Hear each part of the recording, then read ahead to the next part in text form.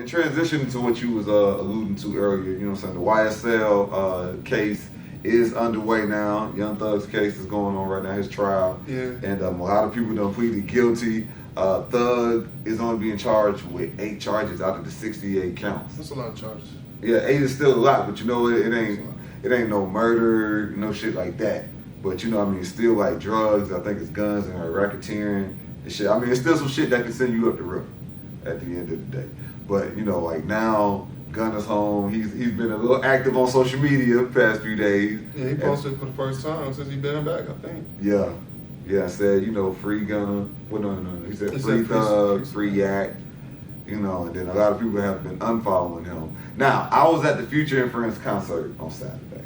Shout out to Newface. He had tweeted this, and I really thought that this could happen. Mm-hmm. You know, Future is bringing out, you know, a lot of his friends on stage performing during the show. Like that's his part of the show. And I was thinking he could bring out Gunna.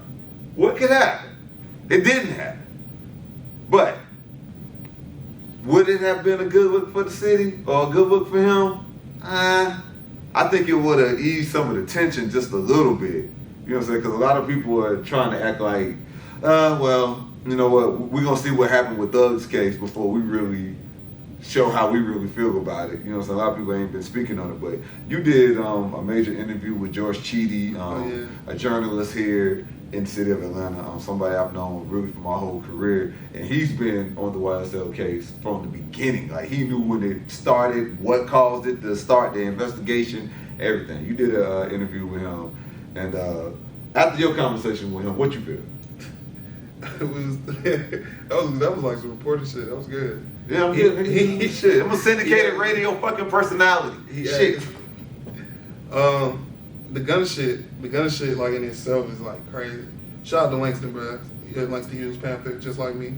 But with the Gunna thing, when I was talking to George, he was telling us about the agreement he signed, the Alfred plea or whatever.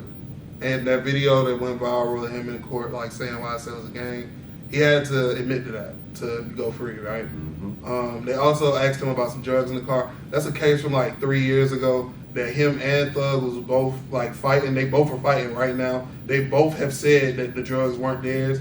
Gunna just had to say it again that day for some reason, but both of them said the same thing. Yeah. They both said they weren't their drugs. Somebody was driving the car. Yeah. I don't know why niggas are so stupid. They think it was only just them two in the car or some shit like that. But it was somebody driving the car too. Both of them niggas said the drugs wasn't theirs. He had to say that shit again in court.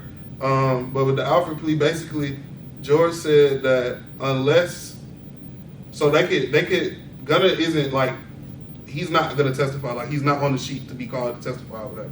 They could call on him, and the only way that they can make him talk, basically, because if they do call him, Gunna people already said that they're gonna plead the fifth. Yeah. So if they do call on Gunna, the only way they could get him on the stand is immunity. And if they give him immunity, they'll force him to take the stand. Like he won't have no option. Because if I give you immunity, the fifth is to protect you from like, you know what I'm saying you did some shit. So if you can't get in trouble for that shit, you don't have a reason not to get up here. And if you get up here and lie, you're going to jail. Not jail, prison. You're going to prison for real.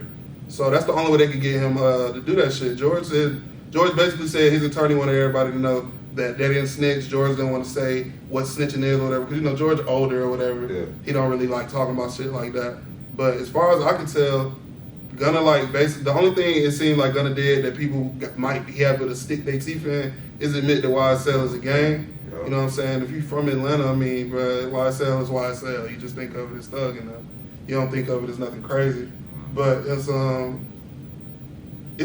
real. I mean, shit, real, man. All of them have basically come home. Duke, DK, who's the co-founder of YSL. Now that shit seems a little bit more like what they agree to. And according to George Chidi, this is not some shit I'm making up. This is according to George Chidi.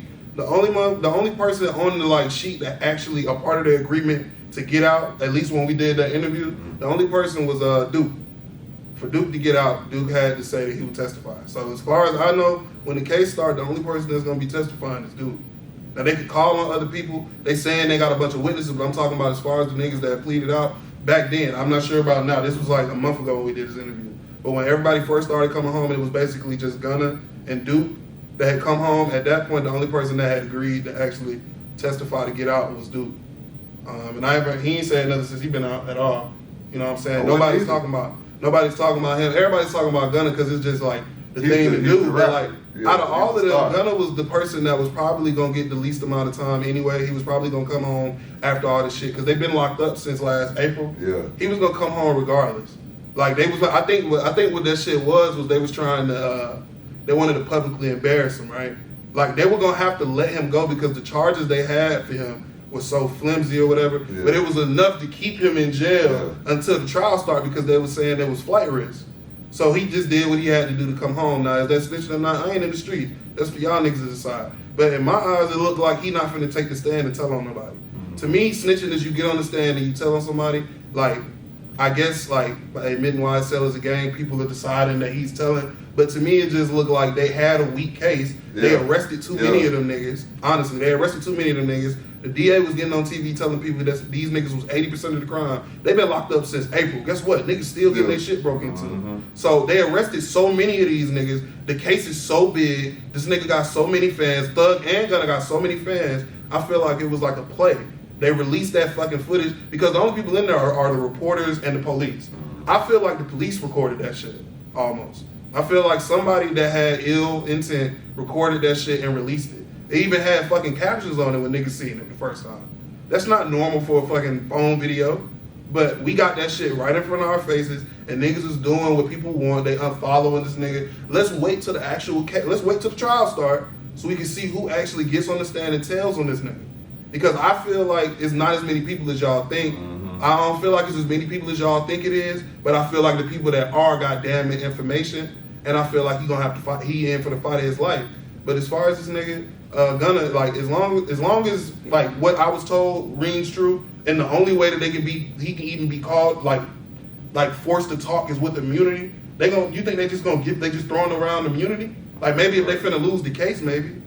But I don't see him just testifying. Immunity to nobody who can't give me what I want. Exactly. That's period. And I don't think Gunna has what they want. Yeah, anyway. I don't think he does either. Like they had Gunna they called it racketeering because he said YSL in songs. Like it was like weird shit. Mm-hmm. It was like real flimsy uses of the law. So it sounded like his lawyer just decided this was the best course of action. Now I don't know, like, you know what I'm saying? Since that shit, like Umfu done came home, Slime Life Shotty came home, and nobody's calling them snitches. Nobody's calling them snitches. Umfu was hanging out with family. They all took plea agreements to come home. So I feel like a lot of the shit was flimsy that they were all being held on more than all of them have decided to turn on Thug. Yeah. I just don't see it. I just don't see them all deciding to turn on this one person that changed all of their lives. All of these niggas' lives got better from this nigga. So I don't see every single one of them turning just that fast. I feel like the case was the people that were held and were given plea bargains early were the weaker charges. Yeah. Umfu didn't even. I don't even think Umfu was in jail like the last 8 years. Yeah, he didn't even been home. They just arrested this nigga. Y'all not from here. Like y'all don't understand. Like they not. It's not what everything that's playing out like publicly isn't how it seems, man. And these industry niggas seem like they placating to these kids, man. Like I'm gonna unfollow Gunna. I don't want these kids to think I'm snitching. Grown people not like itching to see if you follow this nigga or not. Yeah. I don't feel like that shit normal, man. Yeah. That shit like social media 2023 shit. Like you would them niggas wouldn't be doing that 10 years ago. They wouldn't, bro. But it's because 14-year-olds and 15-year-olds got their Instagrams. Mm-hmm. And they keeping track of who you follow. They keeping track of who you follow. Those are kids and weird people. Yeah, exactly. Those kids and weird people. Don't nobody care if you follow this nigga or not. Yeah, but I think so many people are just taking this case too personal. At the end of the day, you're not involved in it. You have nothing to do with it. I'm taking it personally. I'm sad about it. It's my nigga, bro. I'm sad about it too. You know what I'm saying? But at the end of the day, it's like, who am I to be feeling some type of way about some shit that a fucking case, a RICO case that have shit to do with? I'm gonna keep it a buck. If it turned out all them niggas told on him, I'm gonna be heartbroken. Hey. I'm gonna be fucked up. I'm gonna be fucked up. I don't know about this nigga. I'm gonna be fucked up. If all y'all niggas snitched on him about some shit that we don't even know if he did or not, who knows? Yeah. But if y'all niggas snitched or all y'all just blame this nigga, I really don't like that, man. I ain't no street nigga. I ain't in the streets, but that shit like. I think that shit have a major negative impact on Atlanta music if that really happened. You know what I hate the most, bruh? niggas that's not from here, like, oh my God, we gonna hold Thug. Fuck y'all niggas, bruh. I've been arguing with niggas about Thug for like 10 years. Y'all niggas thought this nigga was gay. We was telling y'all niggas to shut the fuck up the whole time. I wore the dress because I had the stick, nigga. I hate you niggas. I was in South Carolina arguing with you dumbass niggas about if this nigga was gay or not, bruh. If he was gay, he was gay. But it was apparent that the nigga wasn't gay. I still can't explain why that shit happened though. I can't explain why he wore the dress. I can't explain all that shit. He had the stick. That's what he said. He still had the stick. He didn't need the dress. Yeah. He did not need the dress. He had it before that. Yeah. Like, you know what I'm saying? Like, I don't know, bro. All y'all niggas all of a sudden is like throwing the street arms around this nigga. Like, nah, bro, we gonna hold Thug. Y'all niggas don't give a fuck about Thug. How the fuck y'all gonna hold this nigga down, man? First of all, like, what? Are y'all sending money to his family? Oh no, well, I bought the album. Fuck out of here. I bought the album. Okay, you bought the album. I'm sending the money. You got some money. Okay. He got the money. But you know what I'm saying? That shit's sad, bro. I hope all them niggas come home. You know what I'm saying? It don't sound. None of them niggas directly did anything to anybody. None of the niggas who names you know directly did anything to anybody, except for one or two people that are alleged. But the rest of them niggas was just, you know what I'm saying? This just seems like Thug is gonna be in the fight of his life, and Gunna not gonna get no peace till the case happens and he don't end up on the stand. I believe he's not gonna be on the stand. I don't think he's gonna be on the stand either, but at the end of the day, I do think that even if Thug just wound up with like 8 years or some shit. That'll be a win, bro. Yeah, that'll be a win, but you know what though? That'll be an L for Gunna. I think that'll be an L for Gunna because at the end of the day. Thug say he was cool with it. If Thug say he was cool with it and he get 8 years. And you know what though? You ain't gonna never hear that until that case is all the way over. That's what I said. It's not gonna be, Gunna not gonna get no piece to the case. You're not gonna find out who's cool with what until Thug can talk. Thug not gonna do no interviews. He's not gonna talk about shit until either he in prison or he's not in prison. It's one or the other. Either gonna get some fucking grainy telephone interviews, or we're gonna get to see this nigga sitting down in jury talking about how he beat the fucking Georgia. Because the DA in Fulton County is going after Trump, Thug, YFN. I think the Fulton County DA, the one that got the hood rich. Or the drug rich. Drug rich, you know what I'm saying? Yeah, so she's going after every single, you know what I'm saying? These is basically musical groups that you know what I'm saying, are doing certain things and they being like put under the microscope and they looking through everybody that's in the crew and they'll tie every single person into one person's acts. They don't really care how close to it they are. Thug don't have control over niggas in middle school or high school. Niggas, man. You know what I'm saying? Right after that shit happened, you remember that kid got in trouble for running up on a police chief or something, talking about free Thug or some shit like that? Like right after they all got arrested. He don't got control over that, bro. That's what happens when you the biggest nigga in the city. And you do the most for your hood. You know what I'm saying? Like, okay, like they'll call YSL a gang. Like when he made YSL, you think he was like, yo, we gonna do this shit and we gonna be a huge gang in the city. Or you think it was like him and 8 niggas that he was making music with. It was like, we YSL, we finna do all this shit. And they just so happen to be niggas from the hood. You can't stop niggas from seeing you and deciding they gonna copy you. You can't stop kids from seeing you do shit, and then next thing you know, they trying to do the same shit. They gonna shoot somebody, and somebody said they was doing that handshake. Now they gonna tie that to you? How the fuck did that work? And at the end of the day, also, you can't get mad at the fact that the parents of these kids is allowing their children to idolize this man and want to emulate what they hear in his music. But if you don't want your kids to hear some shit, man, buy them a fucking CD player instead. Like, be in control of that shit. Because you can't ask rappers to be role models, bro. Either they are or they aren't. Either they are or they aren't. You can't tell a nigga named Young Thug to perform, to act like he go to church every fucking day or something. But who does that apply to? Does that apply to white people or does that apply to black people? I think it applies to anybody that's looking for somebody to be what they want instead of who they are. Facts. How the fuck you go? I don't know you. I'm me. I'm me. And I didn't know I was going to be a millionaire until I was a millionaire. So now I'm going to act how I was acting Tuesday. I don't give a fuck about the new million until I'm up a couple million and I don't even see these niggas no more. I'm going to keep caring about this. That goes back to what we were saying earlier. Exactly. What? You proved my point. You proved my point. You just proved my point. I can have $1 million, but you know what? I'm still going to keep doing this shit. I got to have a few more M's for me to get right. That's what I've just been saying this entire time earlier. That's the same shit. And he got away from that? Yeah. Okay. And he, okay. But look, like I just feel like if nothing else, this YSL case is going to be a straight learning lesson. And like I've been telling all these parents, I'm like, yo, if your kid acting up, just make them watch this case. This gonna be you and your friends right here. Cause look at these rappers that y'all was singing their songs a year ago, going crazy, turning up, doing TikToks and all this shit, and then now you really questioning if this nigga's a snitch or not. The joke on you, not nigga.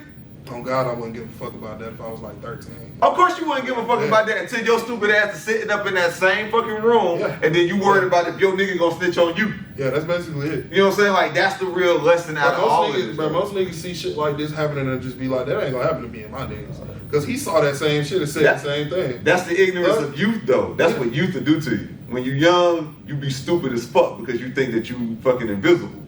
Ain't nobody gonna do nothing to me. They not gonna catch me, da da da da da. But I don't necessarily think, like, even with somebody like Thug, like, he did get away from Gucci. I don't think Thug necessarily had, like, guidance until it was, like, late. Till he was, like, 27, 28, 29. I don't feel like he had actual, like, guidance from, like, not that he don't have parents. I'm not saying that because he got a dad and a mom. I'm just saying, like, industry guidance to be like, you have to separate yourself for real. Like I said, he wasn't really signed to that. He was signed to Leo, was it 300? 300. He signed to 300 after he left his situation with Gucci. Yep, I'm not sure if they really gave a fuck about him until he showed that he was different than all them niggas that they were signing around that time. Mm-hmm. And then they poured into him. I saw, was Kevin Lyles the one that actually went in and spoke for him? Yeah. So you know what I'm saying? They see him as, you know what I'm saying? And he probably really, Kevin Lyles I've heard is a good dude. Yeah, he's cool. So he really probably cares for him. But that doesn't mean that initially Thug wasn't just somebody else signed to the label that they were going to use how they was going to use until they weren't using them anymore, until Thug showed he had staying power. That goes in line with finding an artist. Like you said, like, niggas don't change, right? Niggas don't change unless they have a reason to change, basically. Like, their mindset gotta change. Their mindset gotta change. Their mindset does have to change. But I feel like somebody like Kevin Lyles saw something and decided to pour into him. I feel like the last 3-4 years, Thug been different than how he was the whole time I was listening to him. Yeah. The whole time he was doing shit. I think the last album he dropped right before he went to jail, the best full album he's ever like put together. He got harder shit, but full album wise, it was like a complete project. I was really like proud of that nigga. So his big growth, I swear, this is my favorite. I can't cap, bro. Favorite nigga since 09. I can't even lie, bro. But I feel like since that happened, he became like a different kind of artist. But that doesn't mean all that shit that he could have or could not have done back those last 10 years not gonna catch up. And when you hear him talk in interviews, you hear somebody that's like, yeah, bro, shit could go bad for me tomorrow. Like, anything can happen. He raps about shit. I'm getting followed by journalists, shit like that. He tells you what's going on, like, in his day-to-day life. But it's like somebody decided to sign Thug at some point. They gave him money, and there wasn't no guidance with that. Thug showed who he was. He ended up with Gucci, got a little bit more money, more fame. There was no guidance with that. Then you got like 5 to 6 years, like 4 or 5 years, of him doing whatever he wants with the money that he can make until he meets Kevin Lyles and them. Until he signed to that level. So I feel like if he would have had guidance like early on in the industry, somebody to really be like, yo, you can't do this. If you do this, you fuck. If somebody could have really did that to him, maybe shit would have been different for him. Maybe he would have been able to separate himself faster. Yeah, I feel like a lot of niggas just don't get that chance because there's only so many real mentors in the entertainment industry. Yeah, but it's not real mentors anywhere in the community anymore. That's a fact. Like, ain't no OG, so like, even though that's not didn't true. have no that's guy, not true. It's not too many. It's not too many. It's niggas. No. This is the thing that niggas in your age group always forget. In the 30-year-old crowd. We're not supposed to be OGs. No, you're not OG. No. We're not supposed to be considered OGs. You're wrong. If I'm 19 years old, you definitely supposed to be my OG. If I'm in my mid 20s, to be an OG. You've been around. If you've been in the industry, how long have you been in radio? 9 years. You've been in radio 9 years. I started in radio last year. You are one of my mentors. It's older niggas here. That don't mean they're mentors. You are a mentor. It's tons of niggas in your age group that have went to college already. They in frats mentoring people. It's definitely kicking up right now. It's niggas my age that are trying to do shit right now. So it's definitely kicking up because we more aware. Because of y'all generation not being able to get mentors. Because what you saying really applies to that generation in the mid-2000s, I feel like, where older niggas was crazy. And acting like they couldn't talk to you about shit, telling y'all the rappers was lying and shit like that. And like I said, everybody internalized that shit. I feel like the older people that shit was going on with internalized it differently. And was like, yo, I can tell niggas how to, like, you don't gotta yell at them. I can talk to them about that shit. My generation was like, oh, they lying? Well, shit, we'll tell the truth.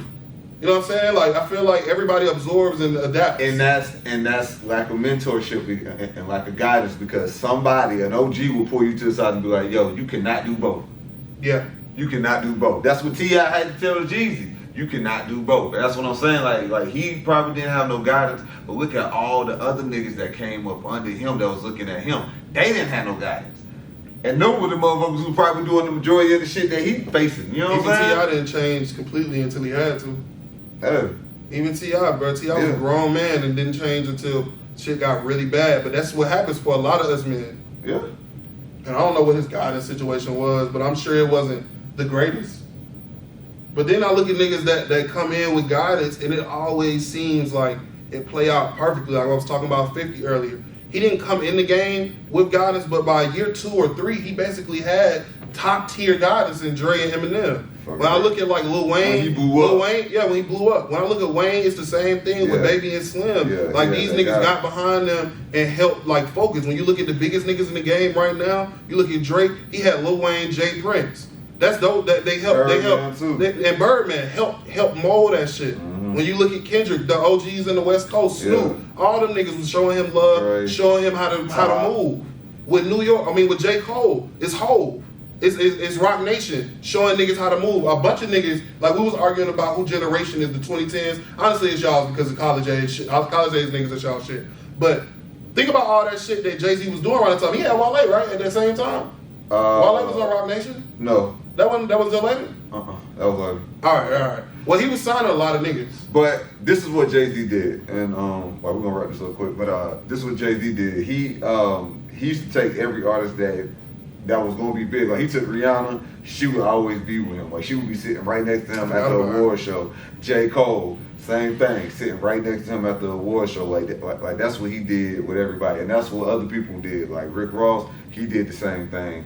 You know, because at the end of the day, you're supposed to build your artists up to be their own boss. You gotta teach them everything and show them the game and show them how it's supposed to work. You know, because just like Jay-Z and Dame, like one thing they always said, like they said, like we wanted business partners. We didn't want employees. Yeah. You know what I'm saying? So like it really does depend on that. But I mean, at the end of the day, maybe this turned into a learning lesson for Gucci because hey, this be the third time starting over. So hey, maybe so. But hey, we in a new year, 2023. Shout out to my guy Austin again, man, coming through, man, because he always bring that energy. You know, we always had these real aggressive conversations, of course. You know what I mean? Aggressive is crazy. Yeah, right. Man. But hey, you already know, man, SauceTV is a lot coming this year. Shout out to the homie Zig. Shout out to Kayla, the whole team. Hey, make sure you subscribe. Make sure you share this shit. You know what it is, man. Keep God first, always let the sauce drip.